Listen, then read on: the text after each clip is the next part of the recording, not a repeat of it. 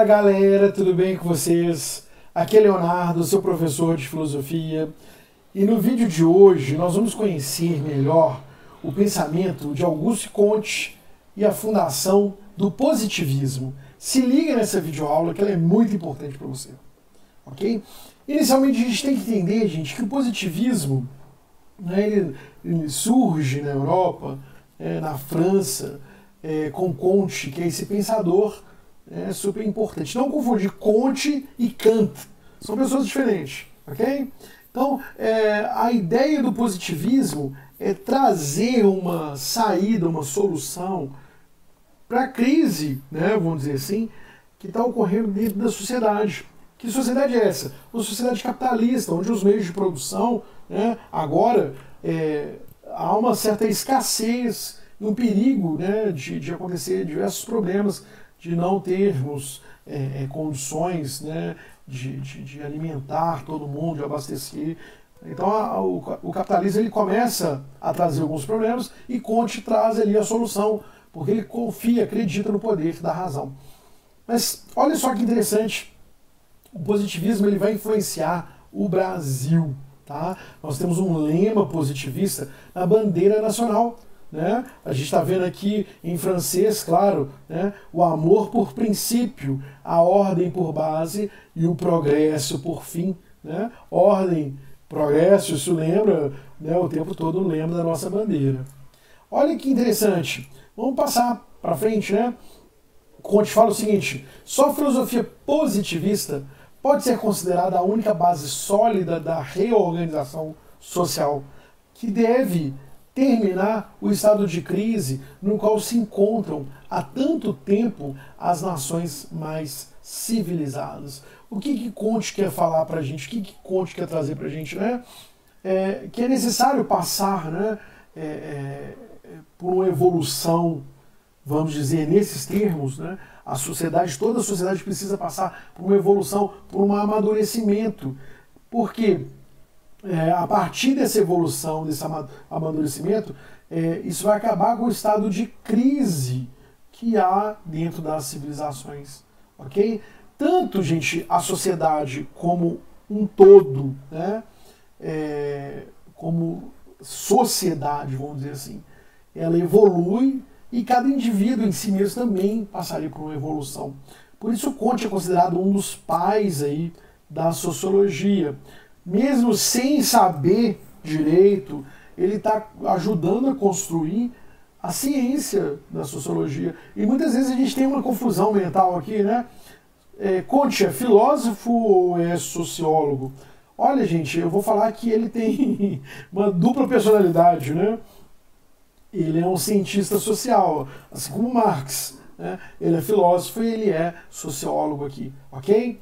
Então vamos passar para frente. Olha só que interessante, a gente precisa entendermos melhor que esse lema, ordem e progresso, ele foi copiado, né, do pensamento do positivismo, inserido na nossa bandeira, ficou muito bonito, muito bacana. O autor, né, da frase é o Raimundo Teixeira, né, do lema na bandeira, claro, não da frase, mas ele coloca aí ordem e progresso. Porque qual que é a ideia que se tinha que ordem, né?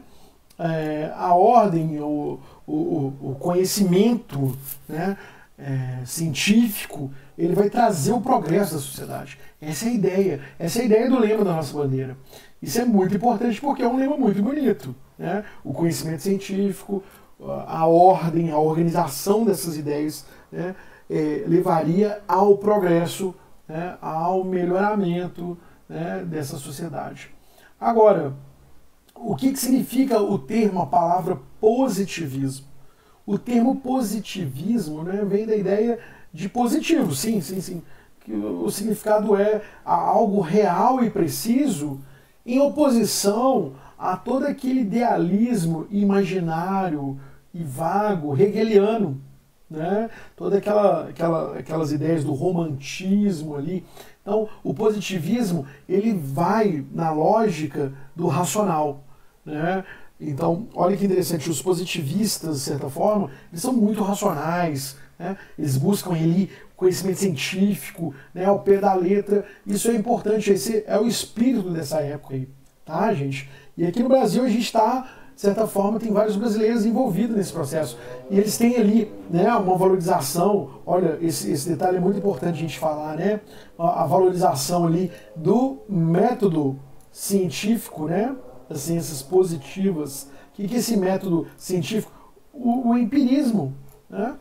E eles recusam discussões metafísicas, né? Então, eles fazem uma valorização dos métodos científicos, né? E, de certa forma, para a gente entender aqui, eles são contra aí a ideia, né, de discutir coisas metafísicas. Eles são mais pragmáticos nesse aspecto, tá ok? Vamos passar para frente? Mais uma ideia interessante aqui.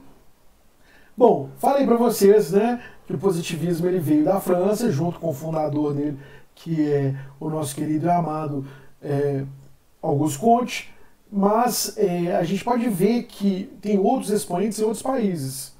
A gente estudou um pouquinho aqui, né, na França o Comte é o seu grande, né, vamos falar assim, o grande expoente, o fundador. Então, o John Stuart Mill, o Herbert Spencer, também lá na Inglaterra, eles usam aí esse pensamento kantiano, tá? Vamos falar assim, a ética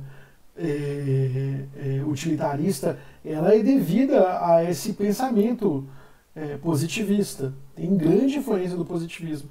Mas por que a gente viu antes, Leozão? Para se opor à ética kantiana, ok?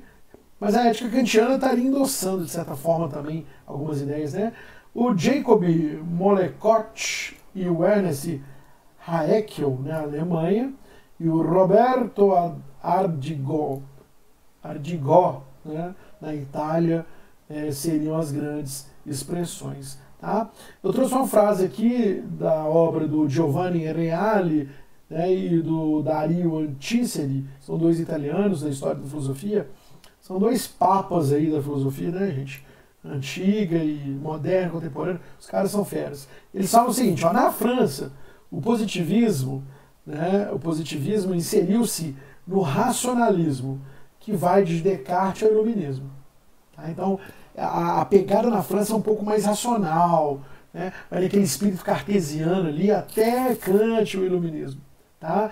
Eles gostam daquele espírito racional ali, de Descartes e de Kant. Na Inglaterra, se desenvolveu inserindo-se na tradição empirista e utilitarista. Em seguida, entrelaçando-se com a teoria darwiniana da evolução. Então, até Darwin teria aí, vamos dizer, uma pegada inglesa, claro, do positivismo. Okay? Na Alemanha, assume a forma de cientificismo, de monismo materialista. Então, na Alemanha, o cientificismo e monismo materialista. Depois nós vamos falar disso, tá? Monismo materialista. Na Itália, aprofunda suas raízes no naturalismo renascentista, embora dê maiores frutos no campo da pedagogia e também na antropologia criminal. Então, na Itália tem já uma outra pegada. Então, em cada lugar do mundo, né, no Brasil também, a gente vai ver aqui a pegada do Brasil também vai ser um pouco diferente em relação ao resto do mundo. Em cada lugar que aconteceu o positivismo, teve uma característica diferente. Foi para um lado, né, a influência, mesmo porque Comte foi escrevendo suas obras, foi divulgando aos poucos. Tá? Vamos mais um passo. Então, aqui no Brasil, como é que ficou? Né? Então, no Brasil, o positivismo chegou aqui após a morte de Auguste Comte, né? E já encontrava aqui alguns positivistas. Nós temos aqui Benjamin Constant, né? Aí, ó, a gente demora a falar de pensadores brasileiros, vocês estão tendo contato aí agora com alguns pensadores do Brasil, ok? Benjamin Constant, né, que trouxe aí, né, junto da Europa, consigo, vamos dizer assim, a influência toda, e trouxe aqui para o Brasil. A gente tem Miguel Lemos, que é uma outra expressão, tá? E nós temos aqui um brasileiro nato aqui, né, porque Benjamin Constant não é brasileiro nato, né? Mas Silvio Romero, que é um dos grandes aí, ok? Positivistas. Tem vários outros, né? Aqui a gente se cita aqui, ó, que Benjamin Constant, quando chega aqui, ele cria no Rio de Janeiro a Société Positiviste, né? E tem outras pessoas que participam lá, né? Que a gente pode falar o Miguel Lemos, né? O L. Barreto, o José Ribeiro, Guedes Cabral, todos esses são pensadores, ó, Tobias Barreto, Silvio Almero, o Joaquim Ribeiro de Mendonça e o Álvaro Oliveira, né? Tem vários outros pensadores aí, então, brasileiros que têm uma pegada positivista. Tá? Então o Brasil se destaca dentro do positivismo. Só que aqui no Brasil, a pegada positivista, né, se deu mais numa forma religiosa.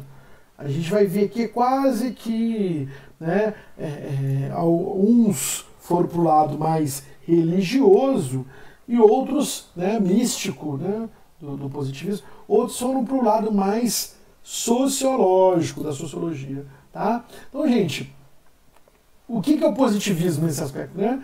Era praticado uma espécie de culto na ciência aqui no Brasil. Tá? No mundo todo tinha essa ideia, mas era um culto mesmo. A ciência. Aqui no Brasil ganhou um caráter de religião. Quando a gente fala culto, né, liga muito à religião. Então, o positivismo foi caracterizado por uma física social. Né? O que é essa física social? Confiança nos benefícios da ciência, né? no processo de industrialização, né, no entusiasmo burguês pelas novas tecnologias trazidas pelas revoluções industriais. Tá aí, né? E uma outra coisa importante que o Leozão não pode deixar de falar. Né? Então aqui, ó, industrialização, o entusiasmo burguês pelas novas tecnologias, então a palavra novas tecnologias trazidas pelas revoluções industriais. Tá? Essa é uma visão do positivismo de forma geral. Aqui no Brasil, né, o culto à ciência, né, foi mais um aspecto religioso. O positivismo quase que virou uma religião no Brasil. Tá? Então a gente vai ver aqui, por exemplo, só passar para frente, um templo positivista no Rio de Janeiro. Tá aqui pequenininho, aqui, ó, na cidade do Rio, tem esse templo positivista.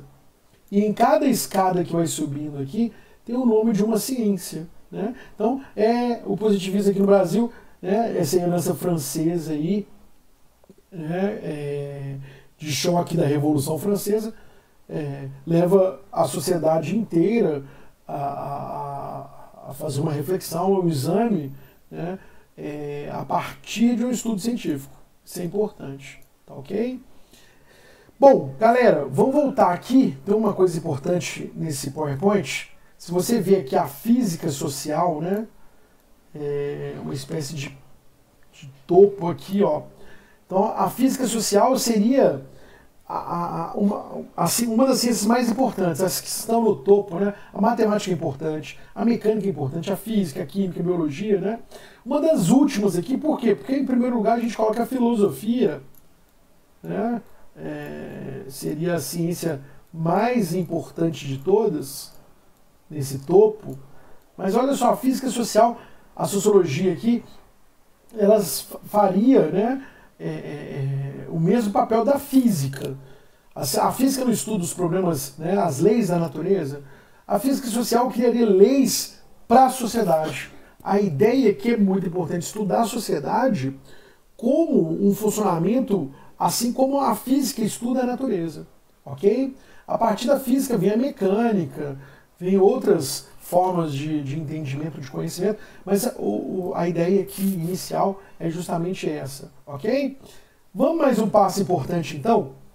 O Comte acreditava mesmo que haveria uma evolução tanto da sociedade, né, como também um progresso, né, do ser humano, tá, galera? Na Itália, os estudos italianos lá, eles são voltados mais para o lado pedagógico humano, né? A França também tem alguns estudiosos, mas dessa física social dessa forma, mas eu queria chamar a atenção para vocês do progresso da sociedade. E aí a gente vai caminhando para esse novo momento aqui, no final dessa videoaula, que é o quê?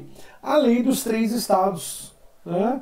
Vocês já conhecem aí bastante em relação à dialética hegeliana, mas o Comte pega aquela ideia de dialética ali e transforma a sociedade em três períodos. Tá? Quais são eles? Então, o primeiro período, o Estado, né? Porque ele chama de lei dos três estados. Então, o primeiro estado é o estado teológico ou fictício.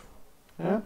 O segundo estágio seria o estágio metafísico, ou estado, tá, gente? Metafísico ou abstrato. E o terceiro e o último, eu vou voltar em cada um, calma, é o estado científico ou positivo. Tá? Então, seria os três estados. Vamos lá, vamos no primeiro. O primeiro, o estado teológico ou fictício. O que seria esse estágio teológico fictício? Seria o seguinte, toda sociedade primitiva, ela, né, nasce nesse estágio. Tá?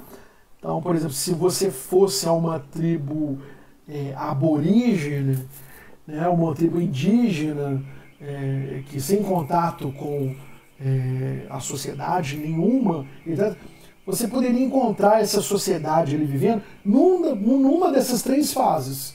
Né? Mas o Comte fala assim, olha, o primeiro estágio é aquele onde a visão fictícia, né, a condição teológica, ela é predominante.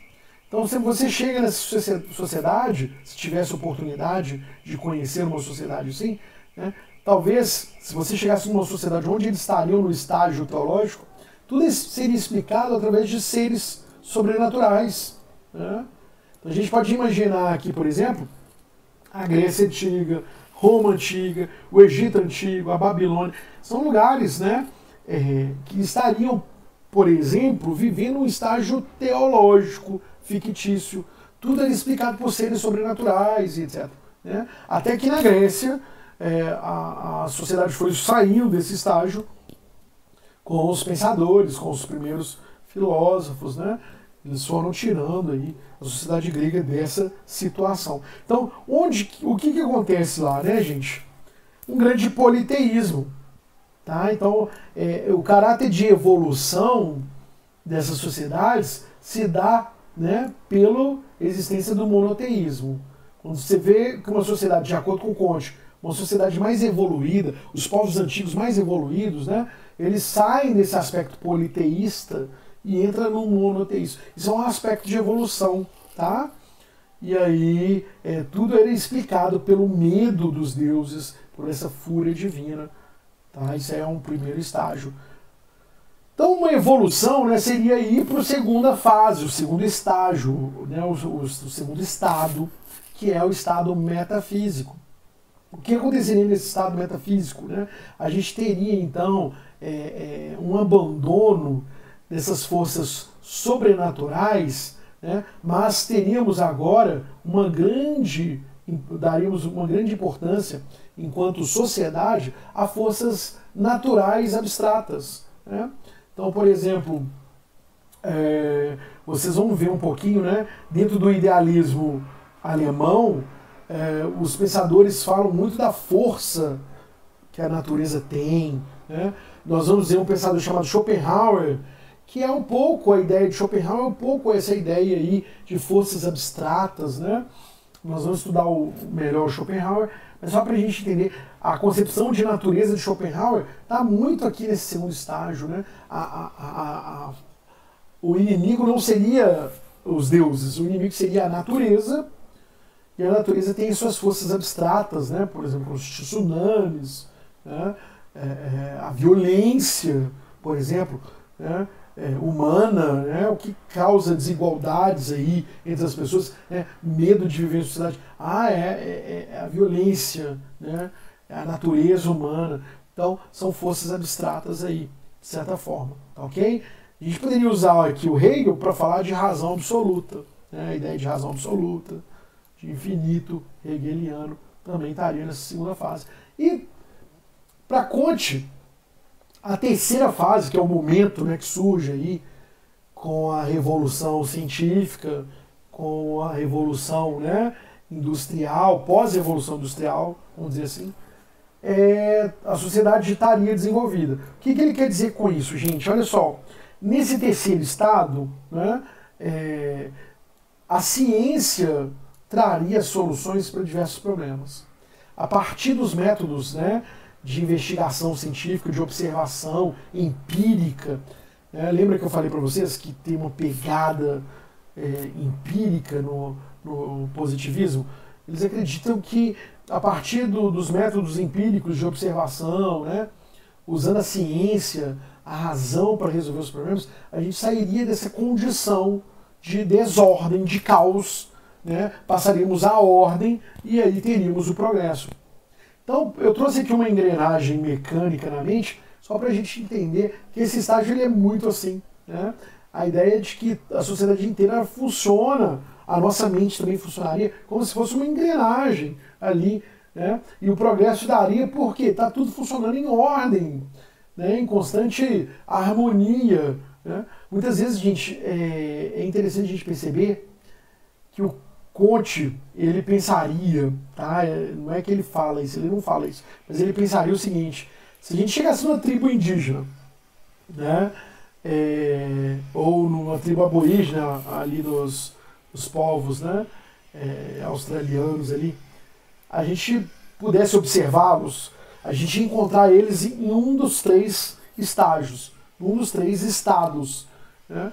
E o mais engraçado é o seguinte: num desses três estados, a gente poderia perceber que uma hora eles iriam construir, de acordo com Comte, um foguete, né, e iriam à Lua também. Então a ideia de Comte é que todo mundo vai chegar ao momento de descoberta do estado científico, né, da Revolução Industrial. Isso é muito interessante dentro da filosofia de Comte. Tá? Então, para a gente ir terminando a nossa videoaula, a ideia aqui, né, é que a ciência traria a resposta para todos os problemas humanos. A ciência traria a resposta, né, para todos os problemas humanos. E o mais engraçado de tudo, né, gente, traria a resposta para todos os problemas. Como assim? Para a fome, ok? Ninguém mais seria escravo no sol quente, né, carregando pedras, quebrando pedras. Você teria uma máquina, né? Todo aquele ideal do iluminismo, de liberdade, igualdade, fraternidade, se resolveria através da ciência, né? Então, por exemplo, a física newtoniana seria o grande exemplo, né, de ciência positiva. Olha, se a gente pudesse positivar, né, as nossas leis, tudo aquilo que a sociedade deve fazer, escrever no papel, tá ali, né? Você tem um vade-mecum com tudo escrito. Essa é a ideia aí do positivismo, tá? Então, olha só as características que a gente pode falar dessa ciência positiva. Domínio da ciência e da indústria, primeiro ponto. Expulsão da metafísica, segundo ponto. Ditadura republicana tecnocrata, terceiro ponto. E ensino laico, público, gratuito e universal. Só para a gente entender, gente, essa é uma característica das repúblicas, né? Se antes o Estado, né, ele estava ligado à religião, né, o ensino era ligado à religião, pelo menos ao cristianismo, né, no antigo regime, nas monarquias, agora o ensino é laico, não está ligado mais à religião, né? E se antes ele era da esfera privada, né, agora ele entra para a esfera pública. É um dever republicano. Todo cidadão, né, todo ser humano que nasceu naquele lugar, fez o contrato social, deve ter gratuitamente o ensino público, ok? E universal, ou seja, não importa a sua renda, não importa sua cor, credo, classe social, todo mundo teria o direito ao ensino, ok? Isso é muito interessante.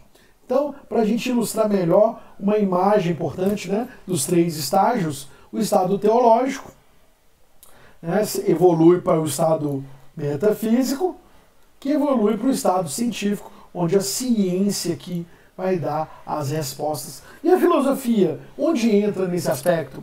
Bom, a filosofia estaria inserida dentro da lógica, ok? A filosofia se preocuparia mais em transformar a lógica num instrumento de fala, de linguagem das pessoas. E aí não teríamos nenhum tipo de conflito. Olha, se a palavra dá conflito, né, a filosofia deveria se preocupar, então, com as palavras, com a linguagem, né, e aí teríamos uma filosofia da linguagem. Então nasce vários positivistas a partir daqui, ok? Dentro das ciências humanas, de forma geral, em cada ramo aí da ciência que você procurar, vocês vão achar isso aí, ok? Galera, espero que vocês tenham gostado dessa videoaula de Conte, né? Se gostou, dá um like aí, se não gostou, dá um dislike. Se você está gostando das nossas videoaulas, se inscreve aí no canal, segue aí, ok? Um beijo para vocês, até a nossa próxima aula. Valeu, fui!